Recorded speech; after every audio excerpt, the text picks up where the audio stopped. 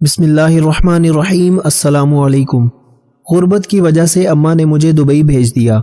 وہاں میں نے اپنے سے 25 سال بڑی عربی عورت سے شادی کر لی جو بہت امیر تھی۔ وہ مجھے کوئی کام نہ کرنے دیتی اور رات کو دودھ پلا کر سو جاتی اور ہر مہینے کے بعد میرے گھر والوں کو لاکھوں روپے بھیجا کرتی۔ مجھے اپنی بیوی پر بڑی حیرت ہوتی کہ یہ مجھ پر اتنی مہربان کیوں ہے۔ ایک رات میں دودھ پینا بھول گیا تو اس رات مجھے نیند بھی نہ آئی۔ تھوڑی دیر بعد میری بیوی کو طرف روانہ ہو گیا۔ میرے گھر والے بھی بہت خوش تھے کیونکہ انہیں ہر مہینے ایک بڑی رقم مل جاتی تھی۔ میں جب بھی پاکستان واپس جانے کی بات کر کماؤں، میری بیوی بھی نہیں چاہتی تھی کہ میں اب واپس جاؤں، اس لیے میں یہاں آرام سے لگتی تھی۔ کچھ دن پہلے وہ رات کو میرے لیے دودھ کا گلاس لے کر آئی تو میں نے اسے پینے سے منع کر دیا کیونکہ میرا پیٹ بھرا ہوا تھا، لیکن وہ ضد کرنے لگی کہ مجھے دودھ پینا پڑے گا، اور جب تک میں نے پورا گلاس ختم نہ کر لیا وہ میرے سر پہ کھڑی رہی۔ تھوڑی دیر میں ہی مجھے نیند آنے لگی۔ اگلے دن بھی اس نے ایسا ہی کیا۔ میرے لاکھ انکار کے باوجود وہ مجھے دودھ پلا کر ہی مانی۔ میری سمجھ میں بھی نہیں آ رہا تھا کہ وہ کیوں زبردستی میرے پیچھے کر میرے سامنے کھڑی تھی۔ مجھے نہیں پینا یار، روز روز پی کر میرا جی متلانے لگا ہے۔ میں آج بالکل بھی دودھ پینے کے موڈ میں نہیں تھا، لیکن یہ ایک دفعہ پھر اپنی ضد پر اڑ گئی۔ میں نے کہا ٹھیک ہے یہاں رکھ دو، میں پی لیتا ہوں۔ وہ ایک کاروبار چلاتی تھی۔ میں روز اس کے جانے کے بعد کمرے میں آ کر ٹی وی چلا لیا کرتا، لیکن آج میں کمرے میں نہیں آیا تھا۔ مجھے کسی بھی صورت اس بنگلے سے جانا تھا۔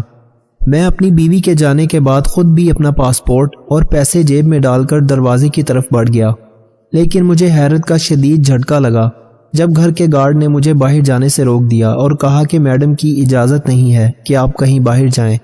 میں نے گارڈ سے کہا کہ میں صرف قریب کے ایک سٹور تک جا رہا ہوں، لیکن وہ نہیں مانا اور میں بوجھل قدموں سے واپس اپنے کمرے میں آ گیا۔ میرے بھاگنے کا کوئی راستہ مجھے نظر نہیں آ رہا تھا، لیکن کل رات کے بعد میرا یہاں رکنا بالکل بھی ممکن نہیں تھا۔ میری بیوی تو میرے ساتھ، اس کے آگے سوچ کر بھی میرے رونگٹے کھڑے ہو گئے تھے۔ میرے پاس تو فون بھی نہیں تھا۔ میں گھر بھی اپنی بیوی کے سامنے اس کے فون سے فون کرتا رہا۔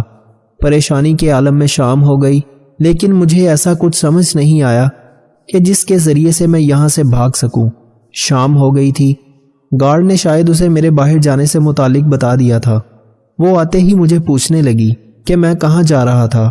میں نے اسے بتایا کہ مجھے گھر سے نکلنا تھا، میرا دل نہیں لگ رہا تھا۔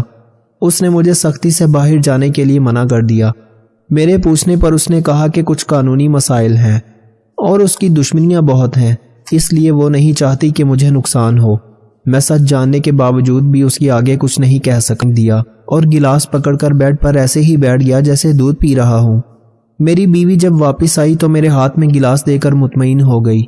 میں نے پھر سے سونے کی ایکٹنگ کی اور کچھ ہی دیر کے بعد وہ پھر میرے قریب آئی تھی۔ کل رات کی طرح آج بھی اس نے گارڈ کی مدد سے مجھے گاڑی میں لٹایا تھا۔ لیکن میں جانتا تھا مجھے آج بھی وہیں لایا گیا ہے جہاں کل لایا گیا تھا۔ میری جان نکل رہی تھی۔ 2 آدمی مجھے چادر اوڑھا کر اندر لے گئے تھے۔ آج والوں کو پیسے بھیجنا نہ بھولے۔ مجھے اب بھی اپنے گھر والوں کی فکر تھی، اس لیے میں نے خط میں دوبارہ لکھا۔ میں جانتا تھا کہ میرے مرنے کے بعد میرا سارا سامان کھولا جائے گا اور میری بیوی تک یہ خط پہنچ جائے گا۔